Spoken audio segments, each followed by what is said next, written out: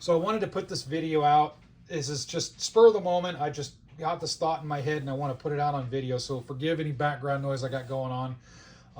Busy doing stuff as the day goes by. So in any case, inexpensive guns versus expensive guns. Does it matter which one you get if you're new to the game? Quick answer, no, it doesn't. And I'm going to qualify that answer. When I talk about inexpensive guns, I'm talking about inexpensive quality guns.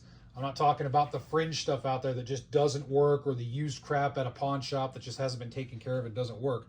I'm talking about stuff like the Taurus G3, G3C, Smith & Wesson SD series, stuff like that. Guns that actually do work and work well. It doesn't matter a whole lot when you're looking at those versus more expensive guns. Now, I like them all. I like the expensive stuff and I like the cheap stuff. You have to realize when you buy expensive stuff, you're paying for, sometimes you're paying for a name brand, you're paying for maybe a little bit more refinement, maybe a little bit more capability. You might be paying for reliability. When it comes to Glocks and Smith & Wesson M&Ps and stuff, yeah, they're not the cheapest guns out there, but they're very extremely reliable. So you might be paying for that. You just have to look at what's really important to you as far as, okay, what do I need my gun to do? Is my gun going to be an end of the world gun? Am I going to want it in the field with me to last until day's end? Or am I just looking for a simple gun that I can shoot a lot, maybe have a home, as home defense or simple everyday carry? In the video before you, I have a couple examples. 2 more expensive guns and 2 less expensive guns. Springfield Echelon, Walther PDP. They got some goodies on them.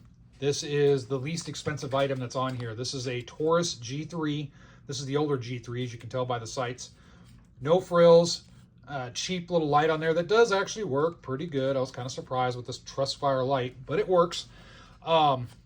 Really inexpensive, and I think in this whole thing, as it sits right here, roughly $250, $260 maybe. That's it. That is cheap for a 17 round 9mm. That works. This right here, this is a G3C.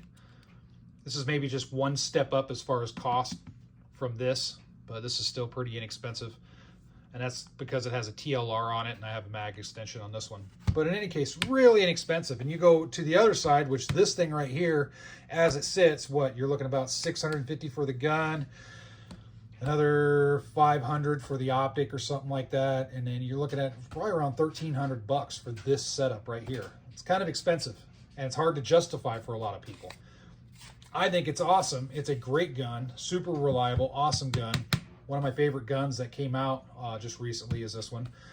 But it's expensive. Same with the PDP. A little bit less expensive, of course, than this. I'm actually a lot less expensive, but it's still out of the reach for a lot of people. The biggest thing in all of this, it's okay to go inexpensive. If you want to get that cheaper gun and then invest in a little bit of ammo and do some training, get a holster, do some training, all that good stuff, please do so. That's an awesome, awesome mindset.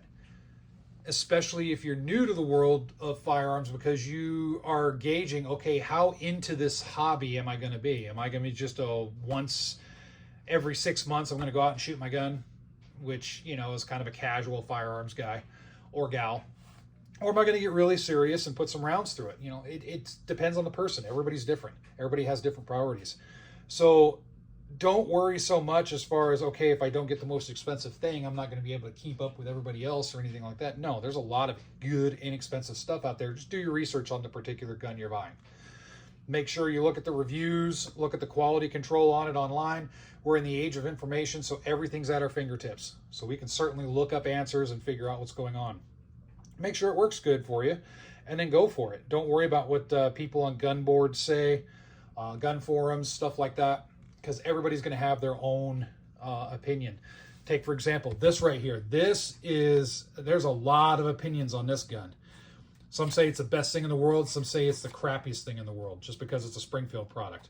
I'm more on the side of, I really dig this thing. Do I think it's the best gun out there? No, it's not, but I really dig it. But that's an example right now. There's a lot of talk on this gun. There's also talk on the new High Point YC9.